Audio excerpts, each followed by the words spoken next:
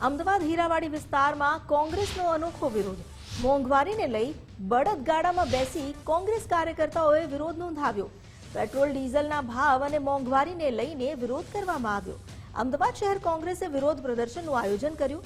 અમદાવાદની અલગ અલગ વિધાનસભા બેઠક પર વિરોધ કરવામાં આવી રહ્યો છે। દિવસે ને દિવસે મોંઘવારી વધી રહી હોવાના આક્ષેપ સાથે કોંગ્રેસે વિરોધ કર્યો। મોંઘવારીના કારણે સામાન્ય પરિવારનું બજેટ ખોરવાયું છે।